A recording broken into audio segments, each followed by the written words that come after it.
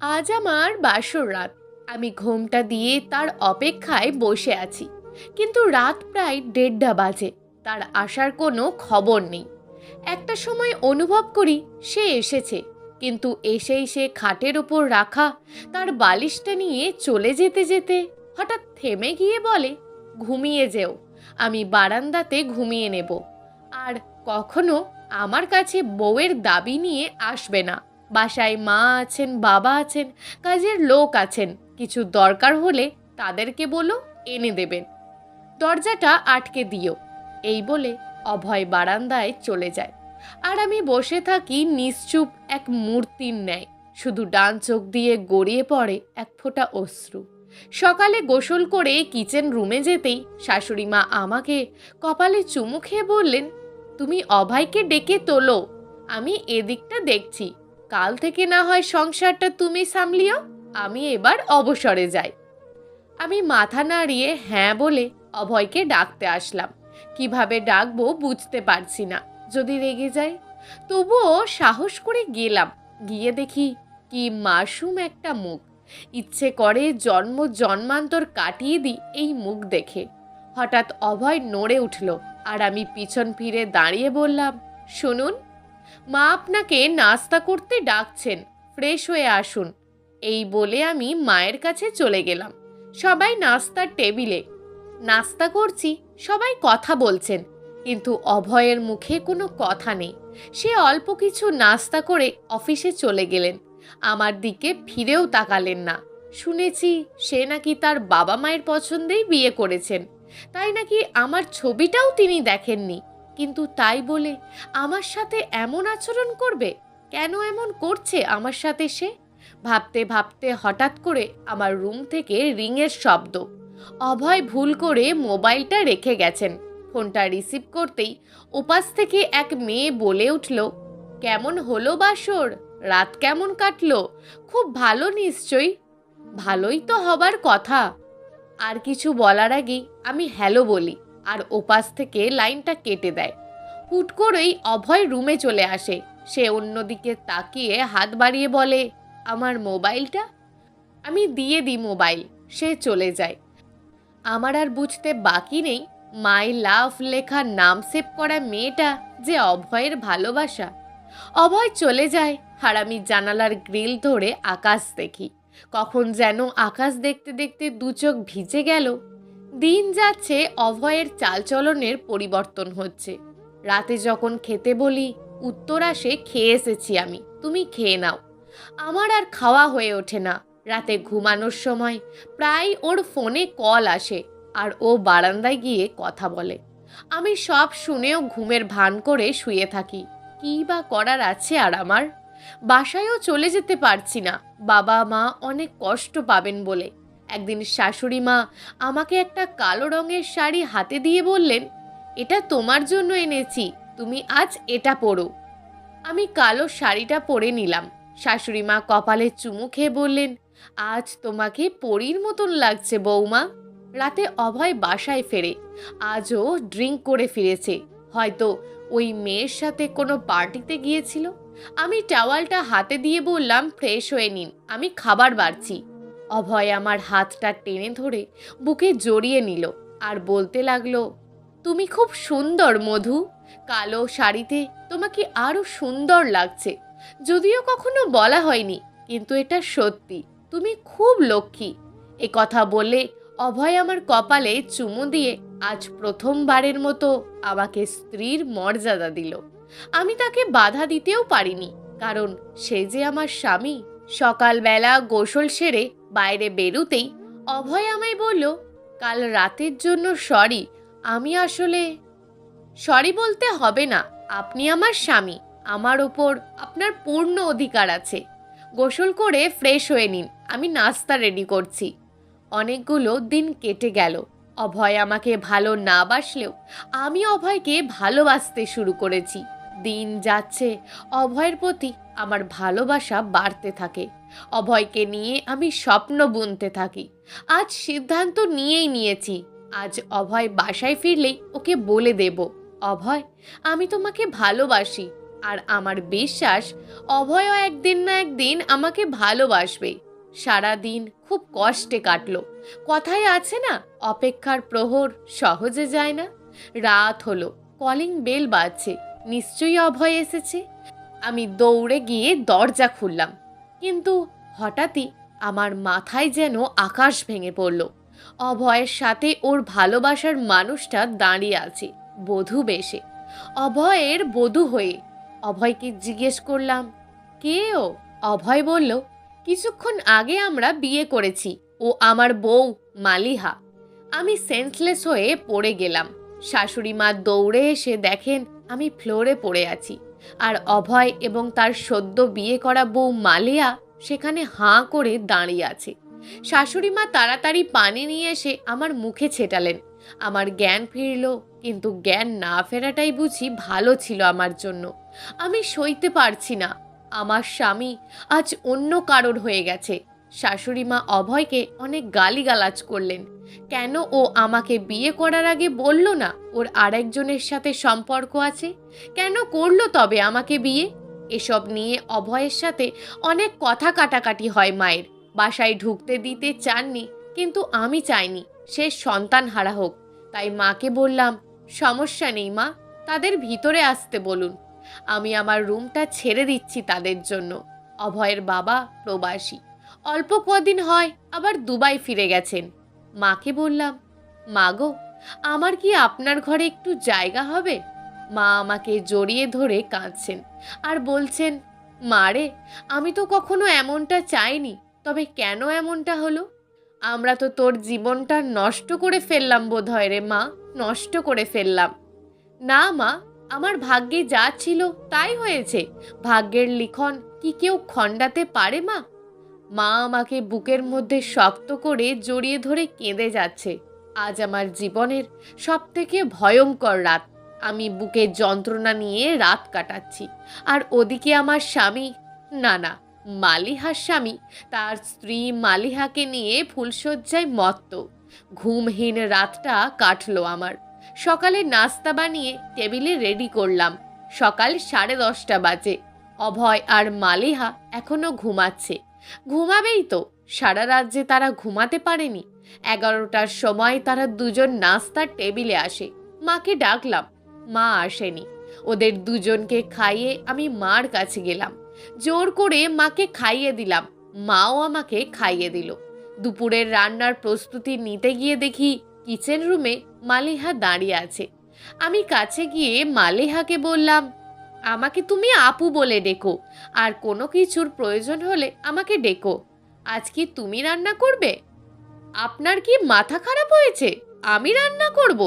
আমি এখানে এসেছি কাজের লোকেদের রান্না বুঝিয়ে দিতে, কি রান্না হবে আজ সেটা বলতে।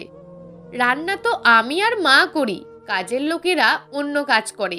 তুমি আমাকে বলে দাও কি রান্না করতে হবে, আমি করে দেব। না, তা আর দরকার হবে না, আমি বাইরে থেকে অর্ডার করে নেব। এই বলে মালিহা চলে গেল। পিছু ডেকেও কোনো লাভ হলো না। রাতে বাসায় ফিরে অভয় আমাকে অকথ্য ভাষায় গালিগালাজ করলো। আমি নাকি মালিহার সাথে খারাপ ব্যবহার করেছি। মালিহার মিথ্যে অভিযোগগুলো অভয় বিশ্বাস করে আমাকে কাঁদালো। মা এসে অভয়কে ধমকে ওর রুমে পাঠালো। মা বলছেন, কাঁদিস না মা। আমি বললাম, না মা, কাঁদছি না, আমি একটুও কাঁদছি না। অভয় আর মালিহার বিয়ে 2 সপ্তাহ হয়ে গেছে। মা এসে আমাকে বলল, অভয় নাকি আমাকে আজ ডেকেছে, জানি না কি বলবে। অভয়ের সামনে গিয়ে দাঁড়ালাম। এতগুলো দিন পর ও আমায় ডেকেছে, কি বলবে? মনের মধ্যে সেই নিয়ে হাজারো প্রশ্ন। কিছু বলবেন? হ্যাঁ, বলুন। অনেক দিন তো হয় এই বাড়িতে আছো। আমি মালিহাকে বিয়ে করার পর তোমার বাবা মা তোমাকে নিয়ে যেতে আসলেও তুমি যাওনি। জানি না কিসের আশায়, কিসের টানে। তবে আজ আমি তোমায় একটা অনুরোধ করব, রাখবে? জি বলুন। তুমি এই বাড়ি ছেড়ে চলে যাও প্লিজ। এ কি বলছেন আপনি? ঠিক শুনেছ, প্লিজ মধু, এই বাড়ি ছেড়ে চলে যাও। মালিহা তোমাকে সহ্য করতে পারে না। তোমাকে দেখলে নাকি মালিহার দম বন্ধ হয়ে আসে। আর মালিহার কষ্ট আমি সইতে পারি না, পারবো না সইতে। প্লিজ তুমি চলে যাও, হাত জোর করে বলছি। আপনি যেমন আপনার স্ত্রীর কষ্ট সহ্য করতে পারেন না, আমিও তেমন আপনার কষ্ট সইতে পারি না। আমি চলে যাব, কথা দিচ্ছি। আপনি এভাবে অনুরোধ করবেন না, হাত নামান প্লিজ। আমি চলে যাচ্ছি, আর দোয়া করে যাচ্ছি আপনারা যেন সুখী হন, অনেক সুখী। আর একটা কথা, যদি কখনো এমন দিন আসে আপনি নিজেকে একা অনুভব করছেন বা কেউ আপনার পাশে নেই, তবে আমাকে মনে করবেন। আমি আপনার পাশে চিরদিন আছি আর থাকবো। আসি তাহলে। চাইনি মৃত্যুর আগে এই বাড়ি ছেড়ে যেতে, কিন্তু আজ আমার স্বামীর আদেশ আমি যেন এই বাড়ি ছেড়ে চলে যাই, তাই আমায় যেতে হচ্ছে। খুব মিস করব এই বাড়ি, এই ঘর, বারান্দা, ফুটন্ত ফুলগুলো, যেই চারা গাছগুলো আমি নিজের হাতে লাগিয়েছি, আর এই বাড়ির মানুষগুলোকে। শাশুড়ি মা আমাকে কিছুতেই যেতে দেবেন না। শ্বশুর বাবা ফোন করে বারবার বলছেন থেকে যেতে, কিন্তু আমার যে থাকার কোনো পথ নেই। অভয় সব পথ বন্ধ করে দিয়েছে। আমার আব্বু আম্মু গিয়ে আমার বাসায় নিয়ে এসেছেন, আর এদের এই বলেই এসেছি যে আমি কোনোদিন আর বিয়ে করব না। যদি তারা এই শর্তে রাজি থাকেন তবেই আমি তাদের বাসায় আসব, নয়তো যেদিকে দুচোখ যায় চলে যাব। আব্বু আম্মু বলেছেন আমি যা চাইবো তাই হবে, তাই আব্বু আম্মু হাত ধরে বাসায় চলে আসলাম। মাকে বলে এসেছি যখনই তার এই মেয়েটাকে মনে পড়বে সে যেন ফোন দেয়, আর যখনই দেখতে ইচ্ছে করবে তখনই যেন চলে আসেন। দিন কেটে যাচ্ছে, কিন্তু থামছে না আমার চোখের পানি। আমি বাকি জীবনটা অভয়ের স্মৃতি বুকে নিয়েই কাটিয়ে দেব। আমি যেন একা একা রুমে থেকে বেশি মন খারাপ না করি, তাই আম্মু কিচেন রুমে গেলেও আমাকে পাশে দাঁড় করিয়ে রাখেন।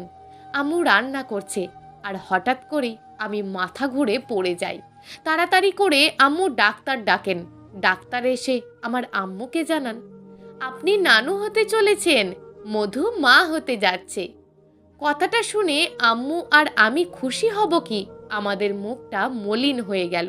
কি হচ্ছে আমাদের সাথে কিছুই বুঝতে পারছি না। অভয় তার জীবন থেকে আমাকে বের করে দিল, আর এখন অভয়ের অংশ আমার গর্ভে। কি করব আমি এখন? আম্মু আমাকে বলল বাচ্চাটা নষ্ট করে ফেলতে, কিন্তু আমি তা করব না। অভয় আমাকে প্রত্যাখ্যান করলে কি হবে? আমি ওর সন্তান, আমাদের সন্তানকে পৃথিবীর আলো দেখাবো।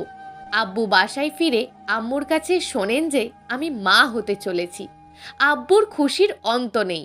আব্বুও বললেন আমরা ওকে আমাদের মতন করেই গড়ে তুলব, আমাদের ছোট্ট একটা নানু ভাই হবে। আম্মু বলল না, একদমই না, আমার ছোট্ট একটা নানা ভাই হবে। এভাবেই তাদের মাঝে ঝগড়া লেগেই গেল। আব্বু বলে তার নানু ভাই হবে, মানে আমার মেয়ে হবে, আর আম্মু বলে না, তার নাকি নানা ভাই হবে, মানে আমার ছেলে হবে। আমি মোবাইলটা হাতে নিয়েছি আমার শাশুড়ি মাকে সুখবরটা জানাতে। আমি ফোন দেওয়ার আগেই আমার ফোনে কল আসলো। মাই কল দিয়েছে। রিসিভ করা মাত্রই বলবো ভাবলাম, মা আপনি দাদু হতে চলেছেন, আর তখনই ওপাশ থেকে কান্নাজড়িত কণ্ঠে ভেসে আসলো, মধুরে, অভয়ের অবস্থা খুব খারাপ, অভয় অ্যাক্সিডেন্ট করেছে, এখন আমরা হসপিটালে। মোবাইলটা আমার হাত থেকে পড়ে যায়। আম্মু তাড়াতাড়ি এসে মোবাইলটা তুলে কানে নিয়ে জিজ্ঞেস করে কি হয়েছে আপা? মা উত্তর দেন অভয় অ্যাক্সিডেন্ট করেছে আপা, অফিস যাওয়ার পথে। আমার অভয়ের অবস্থা খুব খারাপ, আমরা এখন হসপিটালে আছি। আম্মু বলল আপনি কোনো চিন্তা করবেন না আপা, অভয়ের কিচ্ছু হবে না, আমরা এক্ষুনি আসছি। মার পাশ থেকে মালিহা চিৎকার দিয়ে বলল ওই অপয়া মধু যেন আমার স্বামীকে দেখতে না আসে, নইলে কিন্তু আমি দুর্ঘটনা ঘটিয়ে ফেলবো। ওর অভিশাপেই আজ আমার অভয়ের এই অবস্থা। আম্মু ফোন রেখে দেয়। আমাকে বলে চল তাড়াতাড়ি হসপিটালে। তুমি আর আব্বু যাও, আমি যাব না। কি বলিস তুই? অভয়ের এই অবস্থা আর তুই যাবি না? না, যাব না, তোমরা যাও, আমি বাসায় আছি। আম্মু আর আব্বু হসপিটালে চলে গেলেন। আমি সৃষ্টিকর্তার নিকট প্রার্থনা করতে লাগলাম। তারপর ফোন আসলো। কি অবস্থা আম্মু এখন অভয়ের? ও ঠিক আছে তো? প্লিজ বলো। অভয় এখন বিপদমুক্ত মা, ডাক্তার বলেছে ভয়ের কোনো কারণ নেই, কিন্তু কিন্তু কি মা, বলো আমাকে, চুপ করে থেকো না প্লিজ মা, বলো। অ্যাক্সিডেন্টের আঘাতের ফলে অভয় বাবা হওয়ার ক্ষমতা হারিয়ে ফেলেছে। ও আর কোনো দিন বাবা হতে পারবে না। একটুর জন্য ওর প্রাণটা বেঁচে গেছে রে মা। কি বলছো তুমি? হ্যাঁ রে মা, সৃষ্টিকর্তার কাছে লাখ লাখ শুকরিয়া, অভয় যে বেঁচে আছে। তোর শাশুড়ি মা এসেছে, আমি এখন রাখছি। আচ্ছা মা। কোনো চিন্তা করবেন না আপা, সব ঠিক হয়ে যাবে। অভয়ের কিছু হয়নি, এটাই তো অনেক। আব্বু আম্মু রাতে বাসায় ফিরে আসে। পরের দিন আমি হসপিটালে গিয়ে অভয়কে দূর থেকে দেখে আসি। মায়ের সাথে কথা বলে আসি, যাতে মালিহা আমাকে না দেখে। ও দেখলেই চিল্লাচিল্লি করবে। 4 দিন পর অভয়কে বাসায় নিয়ে যাওয়া হয়। আব্বু আম্মু প্রতিদিনই খাবার নিয়ে গিয়ে দেখে এসেছে তাকে। আমি ওই বাসায় যেতে চাইলেও মালিহার বারণে আমি যেতে পারিনি। অভয় অল্প অল্প সুস্থ হয়ে উঠেছে। প্রতিদিন মাকে ফোন করে জিজ্ঞেস করি ও কেমন আছে, কি করছে। মাই নাকি ওর সেবা যত্ন করছে, কিন্তু মালিহা কেন করছে না এটাই তো বুঝতে পারছি না। মাকে ফোনে বললাম, মা, আমার ওকে খুব দেখতে ইচ্ছে করে, ওর সেবা করতে ইচ্ছে করে। মা বলল, তুই আসিস না মা, তাহলে মালিহা বাসায় অশান্তি করবে। এভাবে কেটে গেল একটা মাস। অভয়ের সন্তান আমার গর্ভে বেড়ে উঠেছে। অভয় এখন অনেকটা সুস্থ। মাকে আমি জানিয়েছি মা যে দাদি হতে চলেছে। মায়ের সে কি কান্না! জিজ্ঞেস করেছিলাম, আপনি খুশি হননি মা? মায়ের উত্তর ছিল, তুই আমাকে কতটা সুখী করে দিলি তা আমি তোকে বোঝাতে পারবো না রে মা। এ যে আমার খুশির কান্না। মা অভয়কে এখনো কিছু জানায়নি। মা বলল, মালিহার আচার আচরণেও নাকি পরিবর্তন এসছে। অভয়কে নাকি এখন সে পাত্তাই দেয় না। তারপর অভয় মালিহাকে বলল, মালিহা, হ্যাঁ বলো, তুমি আমার কাছ থেকে এখন এত দূরে দূরে থাকো কেন? কাছে এসে বসো একটু। কাছে এসে আর কি হবে? কাছে এসে কি হবে মানে? প্লিজ এত কথা বলো না তো, ভালো লাগছে না। মা, ও মা, শুনছো? কি হয়েছে রে বাবা? মালিহা হঠাৎ এমন কেন হয়ে গেল? কি জানি রে বাবা, আমি কি করে বলবো? হয়তো তুই অসুস্থ বলে মন খারাপ। ও কিছু না, এত চিন্তা করিস না। রাত 12টা। কি হচ্ছে অভয়? হাত ছাড়ো, ঘুমাও, রাত হয়েছে। তুমি এমন করছো কেন আমার সাথে? কেন দূরে দূরে থাকছো? তাহলে কি করব? হ্যাঁ, তোমার কোলে বসে থাকবো? কি চাও তুমি? কেন করছো এমন? তুমি চেয়েছো আমি মধুকে বাসা থেকে বের করে দিই, আমি দিয়েছি। তুমি বলেছো আমি রান্না বান্না করতে পারবো না, আমি কাজের লোককে বলে দিয়েছি ওরাই রান্না করে। সবই তো তোমার ইচ্ছে অনুযায়ী হচ্ছে। তবে এখন কি চাও তুমি? মুক্তি চাই। মানে? মানে আমি মুক্তি চাই, ডিভোর্স চাই আমি। মাথা ঠিক আছে তোমার? কি বলছো তুমি জানো তো? ভেবেচিন্তে বলছো তো? হ্যাঁ, আমি ভেবেচিন্তেই বলছি। আমি তোমার সাথে এক ছাদের নিচে থেকে আমার জীবনটা নষ্ট করতে চাই না। আমার সাথে থাকলে তোমার জীবন নষ্ট হবে? হ্যাঁ, হবেই তো। কি দিতে পারবে তুমি আমায়? তোমার কাছ থেকে আমি কি বা আশা করতে পারি? পারবে আমাকে সন্তান সুখ দিতে তুমি? পারবে আমাকে মা ডাক শোনাতে? পারবে না। মালিহা, চুপ, একদম চুপ। তুমি কোনোদিন বাবা হতে পারবে না। অ্যাক্সিডেন্টের সাথে সাথে তুমি এই ক্ষমতা হারিয়েছ। আর আমি তোমার মতন একজন অক্ষম পুরুষের সাথে সারা জীবন কাটাতে পারবো না। তাই আমি সিদ্ধান্ত নিয়েছি আমি আর তোমার সাথে থাকবো না। কাল সকালেই আমি এই বাড়ি ছেড়ে চলে যাব।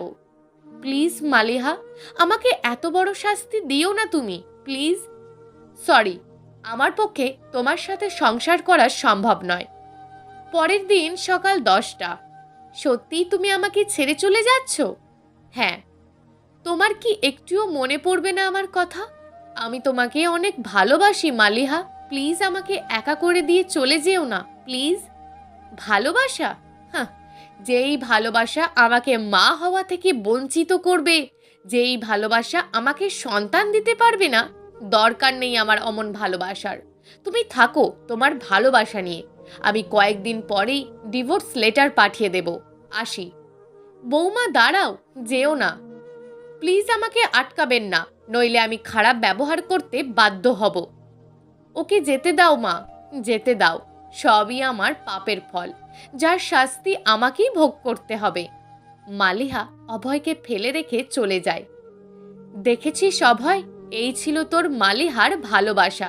তোর মালিহা একটা স্বার্থপর মেয়ে, যে কিনা মায়া মমতা ভালোবাসার সম্পর্ক বোঝে না, বোঝে শুধু নিজের স্বার্থ। আর আমার মধু, যাগ্গে, এবার বুঝলি তো তুই কত বড় ভুল করেছিস ওকে বিয়ে করে আর মধুকে তাড়িয়ে দিয়ে। আমি আর কিছু বলতে চাই না। মা গো, মালিহার কি দোষ? সবাই তো চায় মা হতে, সব মেয়েরই তো স্বপ্ন থাকে মা হওয়ার।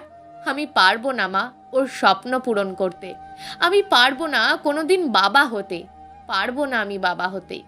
সব আমার পাপের ফল মা গো, সব আমার পাপের ফল। আমি মধুর সাথে অনেক বড় অন্যায় করেছি, যার শাস্তি ওপরওয়ালা আমাকে দিচ্ছেন। কাঁদিস না বাবা, কাঁদিস না। কে বলেছে তুই বাবা হতে পারবি না? তুই বাবা হবি, আর আমিও দাদি হব। মিথ্যে স্বপ্ন দেখো না মা। আমি কোনো মিথ্যে স্বপ্ন দেখছি না। মুখ তোল অভয়, মাথা উঁচু কর, কান্না বন্ধ কর, শোন আমার কথা। তুই বাবা হতে চলেছিস রে, আর আমি দাদি। আমাদের মধু মা হতে চলেছে। কি বলছো তুমি মা? হ্যাঁ রে, আমাদের মধু তোর সন্তানের মা হতে চলেছে। তুই অসুস্থ ছিলি বলে তোকে জানাইনি। কি বলো মা, আমি বাবা হতে যাচ্ছি? আমি বাবা হব? মা তুমি চলো, আমি এক্ষুনি মধুকে আনতে যাব। চলো মা, চলো। হাত ছাড় অভয়, আমি যেতে পারবো না, পারবো না যেতে আমি মধুকে আনতে। কোন মুখ নিয়ে যাব আমি? পারবো না আমি যেতে। ঠিক আছে, আমি একাই যাচ্ছি। আমি যাচ্ছি আমার মধুকে আনতে, আমি একাই যাচ্ছি। এই বলে অভয় মধুকে ফিরিয়ে আনতে বাসা থেকে রওনা দিল। কলিং বেল বাজছে। কলিং বেলের আওয়াজ শুনে দরজা খুলে দিলাম। খুলেই ভূত দেখার মতন আমি চমকে গেলাম। আপনি? হ্যাঁ আমি। আসুন, ভিতরে আসুন, বসুন। কেমন আছো মধু? এই তো চলছে। আপনি? তোমার ওপর যে অন্যায় আমি করেছি, সেই অন্যায়ের শাস্তি পাচ্ছি। এভাবে বলতে নেই, আমি আপনাকে কোনো অভিশাপ দিইনি, বরং আপনার জন্য সবসময় দোয়াই করেছি। আমি জানি, কিন্তু সৃষ্টিকর্তা তোমাকে কষ্ট দেওয়ার ফলস্বরূপ আমাকে শাস্তি দিচ্ছেন। আমিও এর প্রায়শ্চিত্ত করতে চাই। আমি তোমাকে নিতে এসেছি মধু। সরি, আমি আপনার সাথে যেতে পারবো না। প্লিজ মধু, না করো না। আজ মালিহাও চলে গেছে আমাকে ফেলে চিরদিনের জন্য। ও, এই কথা। এই জন্যই তাহলে আপনি আমাকে নিতে এসেছেন? আবার যখন মালিহা চলে আসবে, তখন আবার আমাকে ঘাড় ধাক্কা দিয়ে বের করে দেবেন, তাই না? না মধু, মালিহা আর আসবে না। ও একেবারেই চলে গেছে। কেন গেছে? এত ভালোবাসা আপনাদের, যার জন্য আমাকে আপনারা আমার সংসার ছাড়া করলেন, তবে আজ কেন আপনার সেই ভালোবাসার মানুষটা আপনাকে ছেড়ে গেল? কেন গেল? কারণ আমি কখনো ওকে মা হওয়ার সুখ দিতে পারবো না। আমি কোনোদিন বাবা হতে পারবো না। আমি বাবা হওয়ার ক্ষমতা হারিয়েছি। বাহ, এই বুঝি আপনাদের ভালোবাসা? বাবা হতে পারবেন না বলে আপনাকে ছেড়ে চলে গেল? প্লিজ মধু, আমাকে আর কষ্ট দিও না। আমি কষ্ট দিচ্ছি আপনাকে? ভালোই বললেন। চলো মধু আমার সাথে, মা তোমার জন্য অপেক্ষা করছে। সরি মিস্টার অভয়, আমি যাব না। আপনি ফিরে যান। তুমি না গেলেও আমি আমার সন্তানকে তো নিয়ে যেতে পারি। আর আমার সন্তান যেহেতু তোমার গর্ভে, সেহেতু তোমাকেও আমার সাথে যেতে হবে। বাহ, আপনার সন্তান? আজ আপনার সন্তান হয়ে গেল, অথচ কখনোই আপনি চাননি আমার গর্ভে আপনার সন্তান আসুক। আপনি তো আমাকে ভালোই বাসেননি কখনো। এই সন্তান আমার। আপনার কোনো অধিকার নেই আমার সন্তানের ওপর। চলে যান আপনি। আমি তোমাকে আর আমার সন্তানকে না নিয়ে এক পাও নড়ব না। আপনিও শুনে রাখুন, এই মধু আপনার সাথে আপনার বাড়িতে যাবে না, কারণ একটু হলেও এই মধুর সম্মান বোধ আছে। কি রে, কে এসেছে মধু? এত চিল্লাচ্ছিস কেন? কেমন আছো অভয়? তোমার শরীর কেমন আছে? এই তো মা, ভালো। আপনি কেমন আছেন? এই তো আছি বাবা। দাঁড়িয়ে আছো কেন? বসো।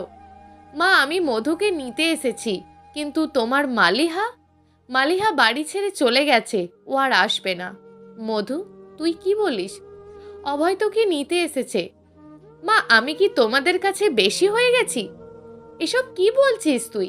তাহলে তাকে ফিরে যেতে বলো, আমি যাব না তার সাথে। এই কথা বলে আমি আমার রুমে চলে আসলাম।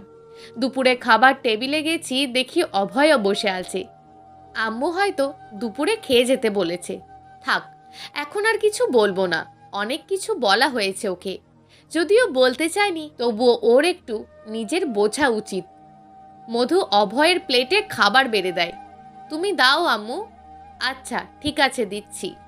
দুপুরের খাওয়া দাওয়া শেষ, আমি হল রুমে বসে আছি। ও মা, অভয় দেখি আমার রুমে যাচ্ছে। ও না বাসায় চলে যাবে? অভয় আমার রুমে যাচ্ছে কেন আম্মু? শরীরটা খারাপ লাগছে নাকি, তাই বিশ্রাম নেবে। অন্য কোনো রুম নেই? আমার রুমেই বিশ্রাম নিতে হবে? চুপ কর না, অভয় শুনলে কষ্ট পাবে। সন্ধ্যা হয়ে গেছে, অভয়ের তো এখন বাসায় ফিরে যাওয়ার কথা, যাচ্ছে না কেন ও? আম্মু, ওকে গিয়ে বলো সন্ধ্যা হয়ে গেছে, বাসায় ফিরে যেতে। তুই গিয়েই বল। এই যে অভয় সাহেব, শুনছেন? সন্ধ্যা হয়ে গেছে, বাসায় যাবেন না? একটু পরে রাত হয়ে যাবে, উঠুন তাড়াতাড়ি আমার বিছানা থেকে। যাও তো এখান থেকে, নয়তো আসো বসো, আমার চুলগুলো টেনে দাও। মানে? আপনি উঠুন উঠুন তাড়াতাড়ি। উঠবো কেন? উঠবো কেন মানে? সন্ধ্যা হয়ে গেছে, বাসায় যেতে হবে না আপনার? আমি তো আমার বউ না নিয়ে বাসায় যাব না। আমি বলেছি না আমি যাব না? তাহলে আমিও যাব না। আমিও যাব না মানে কি? আমিও যাব না মানে আমি থাকবো, আমার বাচ্চার সাথে থাকবো। সাহস তো কম নয়, এই মুহূর্তে আপনি যাবেন। আমি তো যাব না। যতদিন না তুমি আমার সাথে যাও, ততদিন আমি এখানেই থাকবো, আমার বউয়ের সাথে, আমার বাচ্চার সাথে। আমি মাকে চিৎকার দিয়ে ডাক দিলাম। কি হয়েছে? দেখো না অভয় কি বলছে। কি বলছে? ও নাকি বাসায় যাবে না, এই বাসায় থাকবে। তো কি হয়েছে, থাকুক। আম্মু তুমিও? আমি অভিমান করে আমার রুম থেকে বেরিয়ে এলাম। রাতের খাবার খেয়ে শুতে গেছি, দেখি সে আমার বিছানার একপাশে কোল বালিশ জড়িয়ে ধরে শুয়ে আছে। আপনি এখানে শুয়ে আছেন যে? বারে, আমি আমার বাচ্চার সাথে শোবো না? চুপ। আচ্ছা চুপ। অসহ্য। ওই, তুমি ওপাশে শুচ্ছ কেন? আমি আমার মেয়ের সাথে কথা বলবো। মেয়ে? মেয়ে আপনাকে কে বলল? আমি জানি আমার মেয়েই হবে, তোমার মতন লক্ষ্মী একটা মেয়ে হবে। হয়েছে হয়েছে, ঘুমান এখন। ঘুমাবো না? তাহলে? আমি আমার মেয়ের সাথে কথা বলবো, তোমার ইচ্ছে হলে তুমি ঘুমাও। সকালে ঘুম থেকে জেগে দেখি অভয় আমার পেটে হাত রেখেই ঘুমিয়ে আছে। সারা রাত সে তার মেয়ের সাথে কথা বলেছে, তার ধারণা তার মেয়েই হবে। আজও কি নিষ্পাপ দেখাচ্ছে ওকে, যেমনটা বিয়ের পরের দিন সকালে দেখাচ্ছিল। হঠাৎ ও জাগতেই আমি চোখ বন্ধ করে ফেললাম, আর ও আমার মাথায় হাত বুলিয়ে কপালে আলতো করে একটা চুমু খেলো, আর হাত ধরে বলতে লাগলো, কি নিষ্পাপ তুমি, কত সুন্দর একটা লক্ষ্মী মেয়ে, আর আমি তোমাকে কতই না কষ্ট দিয়েছি, ক্ষমা করে দিও আমায়।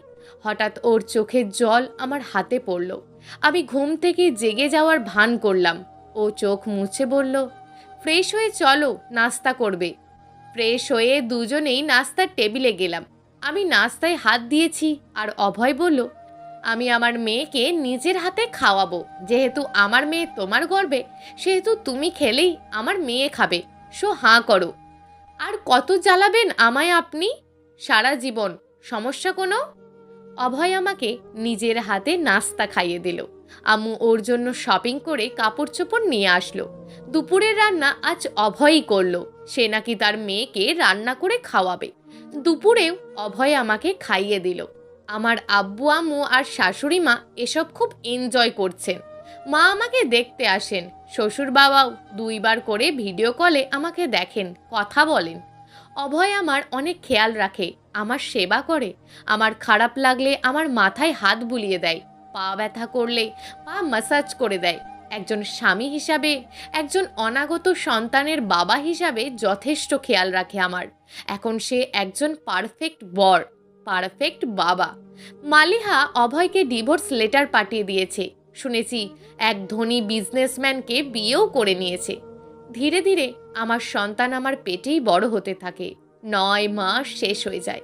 অল্প কদিনের মধ্যেই আমার সন্তানের মুখ দেখতে পাবো। ওকে কোলে পাবো ভাবতেই বুকটা আনন্দে ভরে যায়। হঠাৎ একদিন রাতের বেলা আমার প্রচণ্ড ব্যথা শুরু হয়। অভয় ভয় পেয়ে যায়, আম্মুকে ডেকে তোলে। আম্মু বলে ইমিডিয়েটলি আমাকে হসপিটালে নিতে হবে। অভয় আমাকে কোলে করে গাড়িতে তোলে। আমি হসপিটালে পৌঁছাই। সারা রাস্তা অভয় আমার মাথায় হাত বুলাতে থাকে। আমি সেদিন দেখেছি ওর চোখে আমার জন্য জল। আমার ব্যথায় যেন ও কষ্ট পাচ্ছে। হসপিটালে ডাক্তার আমাকে ওটিতে নিয়ে যেতে বলেন আর বলেন এটা ডেলিভারি পেইন। অভয় আমার হাত ধরে রেখেছে। আম্মু বলল ওর হাতটা ছাড়ো বাবা, ওকে এখন নিয়ে যাবে। অভয় আমার হাত ছাড়তেই চাইছে না। ওর চোখ থেকে শুধু পানি গড়িয়ে পড়ছে। আব্বু আম্মু এবং ডাক্তারের কথায় তারপর আমার হাত ছাড়ে অভয়। কপালে একটা চুমু খেয়ে বলে কিচ্ছু হবে না তোমার, ভয় পেও না, তুমি আমার মেয়েকে নিয়ে সুস্থভাবেই রুম থেকে বের হবে। আর একটা কথা, ভালোবাসি। এই বলে অভয় আমার হাত ছাড়ল। অভয় আব্বু আম্মু অপেক্ষা করছে। এইদিকে আমার শাশুড়ি মাও এসে হাজির। কিছুক্ষণ পর ডাক্তার অভয়কে বাইরে গিয়ে বলল আপনার মেয়ে হয়েছে। আর আমার মধু, আপনার স্ত্রী এবং বাচ্চা দুজনেই সুস্থ আছেন। একটু পরেই অন্য রুমে দেওয়া হবে তাদের। আচ্ছা ডাক্তার, ধন্যবাদ, আপনাকে অসংখ্য ধন্যবাদ। একটা নার্স আমাদের সন্তানকে নিয়ে অভয়ের কোলে তুলে দেয়। সবাই মিলে আমাদের মেয়েকে আদর করে কোলে নেয়।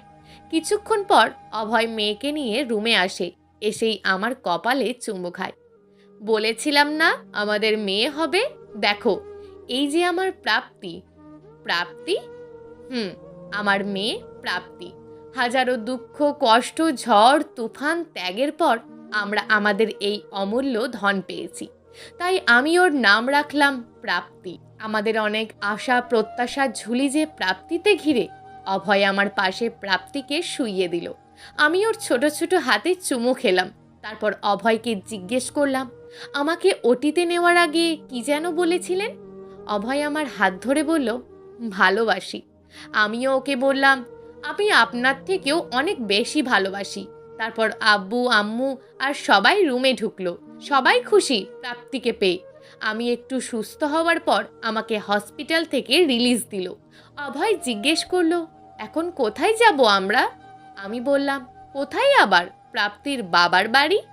অভয়ের মুখে আজ বিজয়ের হাসি। ওর খুশিতে আমিও খুশি। আমি যদি সেদিনই ওর সাথে ওর বাসায় চলে যেতাম তবে ও কখনোই বুঝতো না ওর জীবনে আমার মূল্য কতটুকু। তাই আমি সেদিন যাইনি। আমি চেয়েছিলাম ও ওর ভুল শুধরে নিজেকে পরিপূর্ণরূপে আমার কাছে সঁপে দিক। আমাকে ভালোবাসুক, সত্যিকারের ভালোবাসুক। হ্যাঁ, ও এখন আমাকে ভালোবাসে, খুব বেশিই ভালোবাসে। তাই আমিও আজ চলে আসলাম আমার স্বামীর বাড়িতে, আমার প্রাপ্তির দাদির বাড়িতে। চলছে জীবন আনন্দে ও ভালোবাসায়। অভয়ের ভালোবাসা আর আমাদের মেয়ের প্রাপ্তিই হলো আমাদের জীবনের সবথেকে বড় প্রাপ্তি। প্রিয় দর্শক, এই গল্পটা আপনাদের কেমন লাগলো তা অবশ্যই একটি কমেন্ট করবেন। আর যদি গল্পটা আপনাদের ভালো লেগে থাকে তাহলে ভিডিওটিতে একটি লাইক করে দেবেন এবং এই ধরনের ভিন্ন স্বাদের গল্প শোনার জন্য চ্যানেলটিকে অবশ্যই সাবস্ক্রাইব করে আমাদের সঙ্গে যুক্ত থাকুন।